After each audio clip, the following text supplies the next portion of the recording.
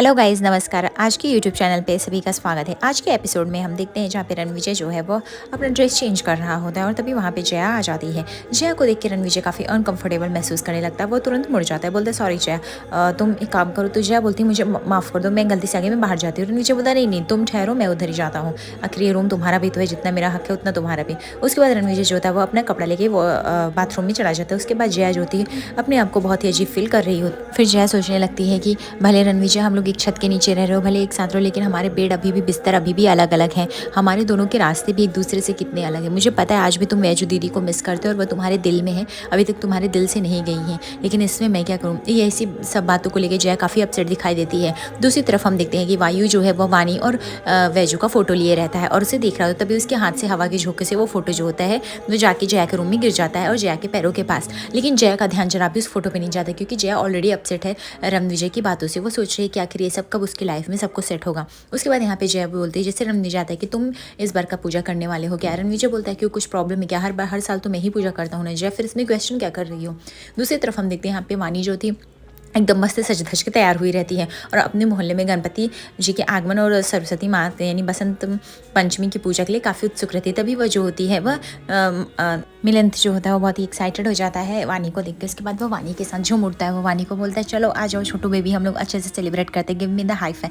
उसके बाद वो वानी को जो होता है गोदी में उठा लेता है। दूर खड़ी वैजू जो होती है वो मिलन और अपनी बेटी को दूर से देख रही होती है और देख रही होती है कि दोनों कितने एक दूसरे के साथ खुश हैं। लेकिन वो जैसे मिलन को देखती है उसको सारी पुरानी बातें याद आने लगती है कि कैसे मिलन तो उसके लिए स्टैंड ले रहा था, उसे प्यार कर रहा था, यहाँ तक कि वो रणविजय से भी लड़ने के लिए खड़ा हो गया था। वो बोल रहा था अगर मुझसे शादी करोगी तो मैं तुमको लाइफ टाइम वैजू सम्मान और प्यार दोनों दूंगा। वैजू को वो सारी बातें जो पास्ट में की गई थी वो सारी बातें उसके माइंड में घूमने लगती हैं, जहाँ पे उसको ये भी दिखाई देता है कि मिलन ने उसके लिए हर बार कई बार स्टैंड लिया है, जो कि अब शायद उस स्टैंड का भी कोई मतलब नहीं है। ऐसे वह देख रही थी और वह भी देख रही थी कि वानी काफ़ी एक्साइटेड होती है और वह मिलन से काफ़ी अच्छी अच्छी बातें कर रही थी। मिलन भी काफ़ी खुश रहता है। उसके बाद मिलन जो होता है वो वानी को बोलते हैं चलो हम लोग डांस करते हैं। उसके बाद वह वानी के साथ खूब पार्टिसिपेट करके डांस कर रहा था। तभी उसकी ताई आती है वैजू की और उसको समझाती है। तो देख रही है मिलन को, जैसे तो उसकी जब से वो सरकारी नौकरी पुलिस अफसर की गई है तब से वो सब कुछ रोना हंसना गाना सब कुछ छोड़ दिया है। गाँव में भी कहाँ रहता है, कभी आ जाता है कभी नहीं आता, कुछ पता चलता ही नहीं। और ये गाँव में सबसे ज़्यादा किसी और से प्यार करता है और बात करता है तो वो सिर्फ वानी है। तो देख रही है वो सिर्फ वानी के साथ कितना खुश रहता है। मिलन को देखना, उसके सब जाने के बाद जैसे सब कुछ टूट सा गया, सब कुछ बदल सा गया उसकी लाइफ में और अभी वो खुश भी नहीं रहता है इतना जैसा पहले रहता था। तभी यहाँ पे मिलन बोलता है वानी को कि वानी आप कैसे हो। तब यहाँ पे वानी बोलती है आप कहाँ चले जाते हो, आप इतने दिन के बाद कहाँ से आए। मिलन बोलता है अरे मैं आ गया ना, अब तो वही काफ़ी है ना बाबू। उसके बाद यहाँ पे वैजू बोलती है कि मिलन को मैं अच्छे से जान चुकी हूँ और मुझे पता भी है, लेकिन ताई मैं कुछ कह नहीं रही हूँ।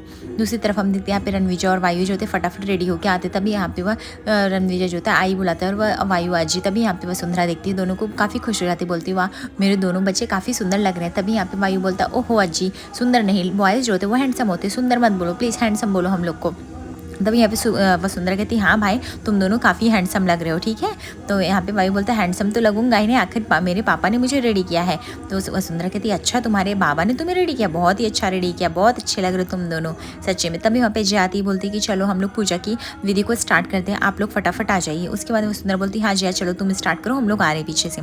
उसके बाद हम देखते हैं कि सभी लोग हॉल में एकत्रित हो जाते हैं सरस्वती माँ की पूजा के लिए। और यहाँ पे तभी वायु बोलता है आई 1 मिनट में आता हूँ और फटाफट वह रूम में चला जाता है। सब लोग सोचते हैं आखिर वायु अपने रूम में करने के गया है। वायु जो होता है अपना बुक्स निकालता है, जो बुक्स वाणी दिया था उस लेटर में उसके लिए बेस्ट विशेस लिख के वो, और वाणी ने ये भी सिखाया था कि उसको अगर ये लेटर लोगे तो तुम जाके हमेशा भगवान को चढ़ाओगे, उसके बाद तुम्हारी विद्या हमेशा तुम्हारे साथ रहेगी। यहाँ पे रागिनी बोलती है आखिर वायु करने क्या लगा, अभी तक नहीं आ रहा है। यहाँ पे जयकांत का मुंह बनता है, अपनी बीवी को देखकर जैसे खुश नहीं रहता है वो। उसके बाद यहाँ पे वायु लेके आता है, बोलते मैं अपनी पुस्तकें लेने गया था किताब, मेरे फ्रेंड ने बोला है अगर हम ये बुक जो है भगवान की शरणों में रखेंगे तो ढेर सारा आशीर्वाद मिलेगा और मैं हर एग्जाम में पास कर लूँगा। सब लोग उसकी बात सुन के हंसने लगते हैं। तो जया बोलती हाँ हाँ रखो रखो, जैसे वो बुक्स रखता है जया बोलती बेटा ये तो आपकी बुक्स नहीं है, ये बुक्स किसकी है और कहाँ से लाए। तो वायु बोलता है कि अरे आई वो बुक्स ना मुझे मेरी फ्रेंड ने दिया था और उसने ही बताया था मुझे कि भगवान की शरणों में रखेंगे तो हमारी स्टडी जल्दी जल्दी होगी। तो बोलती क्या है तुम्हारे उस दोस्त का नाम, वो बोलता है वानी। जैसे ये नाम सुनती है जया को एक धक्का लग जाता है, क्योंकि जया को वो बातें याद आ जाती हैं। उसके बाद यहाँ पे जया बोलती ठीक है कोई बात नहीं, चलो हम लोग पूजा की विधि शुरू करते। उसके बाद तीनों लोग जया, वायु और रणविजय जो थे पूजा की विधि स्टार्ट करते। दूसरी तरफ वैजू भी जो थी पूजा की विधि स्टार्ट की रहती है, और यहाँ पे वह वानी को सब कुछ सिखाती। वानी को बोलती पहले हाथ जोड़ो, उसके बाद भगवान को चंदन लगाओ, टीका लगाओ, सब सिखा रही थी। और वानी सेम टू सेम जैसे वैजू बता रही होती, वानी सेम टू सेम वैसे ही कर रही होती है। यहाँ पे वानी भी बहुत एक्साइटेड होती है। यहाँ पे उसको फूल चढ़ाने मतलब बोलती, वैजू बोलती सब तुम्हें बप्पा का जैसे जैसे मैं करती जाऊँगी ना, सेम टू सेम तुम्हें वैसे देवी माँ को अर्पित करना है फूल। दूर खड़े मिलन तो जो होता है वो एकदम ध्यान से दोनों को देख रहा होता है, वानी को भी देख रहा होता है और वैजू को भी। उसके बाद वानी जो होती है अपनी माँ की तरह हाथ जोड़ लेती है, जब वो वैजू को देख के फॉलो कर रही थी। तभी यहाँ पे बड़ी मौसी कहती है तू देख ले, जैसे तेरी माँ पूजा कर रही है ना, बड़ी होकर तुझे भी करना है, समझी ना। वानी बोलती हाँ हाँ मैं समझ गई, मैं कर लूँगी, आई जो सिखा रही हूँ मुझे सब आता है, डोंट वरी। उसके बाद यहाँ पे वानी तुरंत जाती है, फिर अपने लेटर को लेके आती, बहुत बड़ा बोलती है कि मैं ना भगवान से एक विश मांगने वाली हूँ। मैं चाहती हूँ कि मेरे ब्रेव मैन यानी मेरे पापा फटाक से आ जाए, ताकि हमारी छोटी फैमिली स्मॉल फैमिली हो जाए और हम लोग खुश हो जाए। बताओ ना आई हमारे पापा आएंगे ना, आपको क्या लगता है। उसके बाद वो स्केच से बनाने लगती है, जहाँ पे वैजू को काफ़ी झटका लगता है कि वानी ये क्या मांग रही है। वानी उसके बाद वो भगवान से प्रे करती, भगवान जी प्लीज़ आप मेरे पापा को प्लीज़ मेरे पास बुला दो ना, मुझे मेरे पापा चाहिए, बिल्कुल ब्रेव मैन जैसे पापा चाहिए। वैजू को ये बातें काफ़ी खटक रही है, लेकिन वैजू ये बात वानी को नहीं बोल सकती। उसके मन में ये सब डर भी आ रहा है कि वानी ये सब क्या मांग रही है। तभी हम देखते हैं यहाँ पे रणविजय और वायु भी मिलके फूल अर्पित करते हैं गणपति बप्पा को। उसके बाद हम देखते हैं कि दीपक की लौ बुझने वाली होती है कि जया और रणविजय थाम लेते हैं। उसके बाद रणविजय के मुंह से निकलता है कि वैजू जरा संभल के, और रणविजय और ऐसा बोल के वह खड़ा हो जाता है। उसके बाद रणविजय को शौक लगता है ये मैंने क्या बोल दिया। उसके बाद जया थोड़े टाइम के लिए गुमसी हो जाती है, उसको लगता है कि मैं यहाँ पे साथ होते हुए भी रणविजय को नहीं दिखती। वैजू दीदी को गए कितने साल हो गए, फिर भी उसके मुँह पे वैजू का ही नाम है। उसके बाद हम देखते हैं कि यहाँ पे वैजू जो थी आरती स्टार्ट करती, गाँव के सभी लोग उसमें सम्मिलित होते हैं उस आरती में। उसके बाद यहाँ पे वानी भी सेम टू सेम अपनी माँ की तरह आरती उतार रही होती है। यहाँ पे रणविजय आरती और पूजा की विधि शुरू करता है। मिलन जो था दूर खड़े ये सब देख के काफ़ी इंजॉय कर रहा होता है। जया काफ़ी खोई सी रहती, तभी यहाँ पे वसुंधरा आती है। जया को बोलती तुम भी आरती लो, ऐसे बेटा खोई क्यों हो। उसके बाद जया भी उस आरती में रणविजय का हाथ पकड़ती है और वायु का। तभी तीनों लोग जो थे एज ए कपल होकर बच्चों के आशीर्वाद लेते माता रानी को। उसके बाद वैजू की जो थी आरती पूरी तरह से कंप्लीट होती है। उसके बाद यहाँ पे वानी बोलती है कि आई बोलो ना, बोलो आई इधर आओ जरा। उसके बाद कह के वो चली जाती है मिलन के पास, और मिलन के पास बोलती है कि आप तो ऐसे क्यों हो, आप मंदिर में क्यों नहीं आई है भगवान के पास। यहाँ पे वैजू जो थी प्रसाद बांट रही होती है। मिलन बोलता है कि अरे आप लोग लो ना, मैं तो भगवान हमेशा मेरे साथ है, मेरे साथ कुछ नहीं गलत होगा। भगवान ज़रूरी नहीं वहीं से सुने, जब मैं भगवान से यहीं से मान लिया था आपने, और भगवान मुझे कुछ होने थोड़ी देंगे। तभी यहाँ पे वानी बोलती लेकिन आप हमेशा गायब क्यों होते रहते हो। मिलन बोलता है मैं गायब नहीं होता हूँ, मैं इधर ही रहता हूँ, भगवान मेरी रक्षा करते हैं, ठीक है मैं इधर रहता हूँ, जब भी आप मुझे बुलाओगे मैं आ जाऊँगा, ठीक है। तभी यहाँ पे उसकी ताई बोलती वैजू को समझाती, वैजू तूने ठीक नहीं किया, आखिर तुझे मिलन को बुला लेना चाहिए था एटलीस्ट प्रसाद देने के लिए। आज के दिन तो तुझे इग्नोर नहीं करना चाहिए था। मिलन ने कितना कुछ तेरे लिए स्टैंड लिया है, कितना कुछ वानी से कहता है, बात करता है, उसको हंसाता है। आज के दिन तो सब कुछ भूल के उसको माता रानी का दर्शन लेने देती, बुला लेती। तभी यहाँ पे वानी आती फटाफट और भगवान से हाथ जोड़ के कहने लगती है भगवान जी आप मेरे बाबा को फटाफट से मिलवा दो। वो क्योंकि मुल्गा बॉय ने कहा था ना कि आप मेरे पापा को जल्दी से जल्दी लाने वाले हो और मेरी मम्मी के आंसू चले जाए और छोटे स्मॉल फैमिली हो जाए। उसके बाद यहाँ पे उसकी ताई समझाती वैजू को, देख रही है वैजू वानी अपनी क्या मांग रही है। अगर तू सोच ले, अगर वानी की बात ज़रा भी सच हो गई तो क्या करेगी तू। और तुझे वैजू अच्छे से पता है कि ज़िंदगी में हम सब कुछ चीज़ें भर सकते हैं, लेकिन एक हमसफ़र, एक सच्चा साथी और प्यार चाहिए ही रहता, वो चीज़ तू कैसे करेगी। यहाँ पे वैजू बोलती है ताई को जो करना पड़े करूँगी, लेकिन मैं कभी वानी के बाबा को कभी भी उसके सामने नहीं लाऊंगी। जो चीज़ मैंने सहा है मुझे पता है, मैंने क्या कुछ नहीं खो दिया है, अपने बच्चे को खो दिया है। मेरा राणा जी ने मेरा बच्चा मुझसे छीन लिया, उन्होंने जया को दे दिया बिना मुझसे पूछे। उन्होंने इतने सालों में भी कभी मुझे पता करने की कोशिश नहीं की मैं कहाँ हूँ, किधर हूँ, कैसी हूँ। उन्होंने ना ये भी पता लगाने की कोशिश की मैं जिंदा हूँ, किधर हूँ। तो मैं ऐसे इंसान को क्यों मैं वेट करूँ, मैं देख क्यों दूँ। धीरे धीरे देखना ताई, जैसे ही वानी अपनी बड़ी होगी ना वो सब कुछ समझ जाएगा, उसको पता चल जाएगा कि उसके बाबा के पास रहने में सेफ्टी नहीं बल्कि मेरे पास है। उस इंसान से मैंने मांगा ही क्या था, उस इंसान से मांगा था थोड़ा सा प्यार और इज्जत, जो भी वो दे नहीं सका। हे भगवान जी मेरी प्रे यही सुनना कि कभी भी राणा जी को मेरी बेटी से मत मिलाना। दूसरी तरफ हम देखते हैं यहाँ पे राणा जो होता है वो काफ़ी खामोश बैठा हुआ होता है, उदास सा बैठा हुआ रहता है। तभी वो देखता है कि वहाँ पे वसुंधरा आती है और बोलती है राणा बेटा अभी तक तुम सोए नहीं, क्या कर रहे हो। रणविजय बोलता है मुझे नींद नहीं आ रही आई, बस कुछ नहीं। तभी यहाँ पे वसुंधरा बोलती है आज तूने विश में क्या मांगा। रणविजय बोलता है आई आपको अच्छे से पता है, मैं वही मांगूंगा जो मुझे हर साल मांगते, मैं चाहता हूँ मेरे वायु की आंखें ठीक हो जाए जल्द से जल्द। तभी यहाँ पे वसुंधरा बोलती ठीक हो जाएगा, तुम हो जाए इतना ख्याल रख रहे हो, उसके लिए इतना ट्रीटमेंट ले रहे हो, दवाइयाँ भी चालू हैं, देखना वायु तो ठीक हो जाएगा, वो तो ठीक है बेटा, तूने अपने लिए क्या मांगा है, अपनी लाइफ के लिए। रणविजय बोलता है मेरे लाइफ में ऐसा कुछ बचा ही नहीं, मेरे लिए सिर्फ मेरा लाइफ ही वायु है और उससे बढ़कर कुछ नहीं आए, तो मैं कुछ नहीं मांग सकता हूँ, ठीक है। तभी यहाँ पे वसुंधरा बोलती बेटा ये कोई सही बात तो नहीं, ज़िंदगी पड़ी हुई है, मैं तुम्हें इस तरह से रोते हुए तो नहीं देख सकती। रणविजय बोलता है सॉरी आई, लेकिन मेरे लिए वायु है और उसके अलावा कोई भी नहीं है।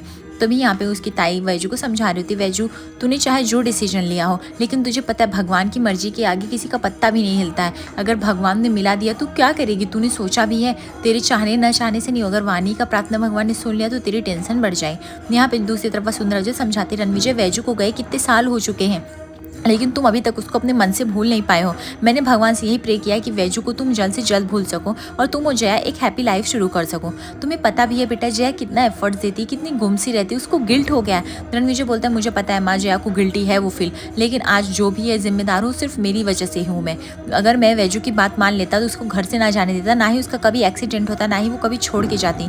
तभी यहाँ पे वसुंधरा बोलती बस करो बेटा, वो इल्ज़ाम तुम अपने ऊपर क्यों ले रहे हो, वो सब सिर्फ वैजू के ही वजह से हुआ। अगर वो लड़की अपनी बदतमीजी में घर छोड़ के नहीं तो वो हमारे लिए सबसे बुरा दिन था, ना ही वो सब इतना हादसा होता, लेकिन उसने सुना नहीं। रणविजय बोलता नहीं माँ मेरी गलती थी, मैंने अपना ही बच्चा वायु को उठा के जया को दे दिया बिना वैजू से पूछे, फिर मैं जया को घर लेके आया फिर बिना वैजू से पूछे, आखिर वो कितना सहती। आज जो भी है, जो भी मैं अपनी लाइफ में झेल रहा हूँ उसका जिम्मेदार मैं ही हूँ। तभी यहाँ पे वसुंधरा बोलती बस करो बेटा, उस वैजू का नाम भी मत लिया करो, मुझे उस लड़की से ही नफरत है, उसने जो किया मैं भूल नहीं सकती। रणविजय बोलता है कि नहीं आई, इसमें वैजू की कोई गलती नहीं थी, आपको वैजू से नफरत करने की कोई शिकायत ही नहीं चाहिए। एक्चुअली नफरत तो मुझे अपने आप से हो गई कि मैं एक पति होने के लिए रिस्पॉन्सिबिलिटी नहीं निभा पाया। वैजू जो बोलती है कि ताई कुछ भी हो जाए, मेरी बेटी सिर्फ मेरी है, मैं ही उसकी आई बाबा हूँ और जीते जी तो मैं राणा जी के सामने उसको कभी नहीं आने दूंगी। और यही एक सच है, उन्होंने मुझसे कभी भी प्यार से उन्होंने मुझसे कुछ पूछा ही नहीं कि मुझे क्या चाहिए, हमेशा अपनी मनमानी करते रहे, जो मन में आए वो करते रहे, उन्होंने छोड़ दिया। मैंने इतने सालों से अपनी बच्ची को अकेले पाला, इसलिए मैं राणा जी को ये बच्ची नहीं दे सकती हूँ, मुझे नहीं पता कि मेरी बेटी के साथ क्या करेंगे। जहाँ पे वसुंधरा जो होती है यहाँ पे राणा को दूसरी तरफ समझा रही होती है कि देख राणा, तुझे अपनी लाइफ के बारे में सोचना पड़ेगा और तेरी वजह से कुछ भी नहीं हुआ, वैजू ने जो किया अपनी मर्जी से किया है और वो घर में चली गई है, अब तुझे जया पे ध्यान देना चाहिए, अपनी लाइफ पे ध्यान देना चाहिए। रणविजय बोलता है सॉरी आई, लेकिन ये नहीं हो सकता, मैं कोशिश करता हूँ लेकिन मुझसे भूली नहीं जाती, मैं वैजू के अलावा किसी और को इमेजिन नहीं कर सकता, मेरे दिल में वैजू है और ये बात आप भी जानती हैं अच्छे से, मैं इसके अलावा कुछ नहीं कर सकता हूँ। तभी यहाँ पे उसकी वैजू बोलती है ताई चाहे कुछ भी हो जाए, मैं राणा जी को कभी भी मिलने नहीं दूंगी अपनी बेटी से, चाहे जो हो जाए उनको हमेशा ही दूर रखूंगी। तभी दूर खड़ी जो होती है वानी ये सब बातें अपनी माँ की सुन लेती है और वो बोलती है कि ये क्या है, ये राणा कौन है, राणा जी जिसके बारे में आप लोग बात करें। यहाँ पे वैजू एकदम से शॉक हो जाती है और वानी का मुंह देखने लगती है, उसको लगता है कि आखिर वो बोले तो बोले क्या वह राणा जी के बारे में, इसलिए वो चुप हो रहती है।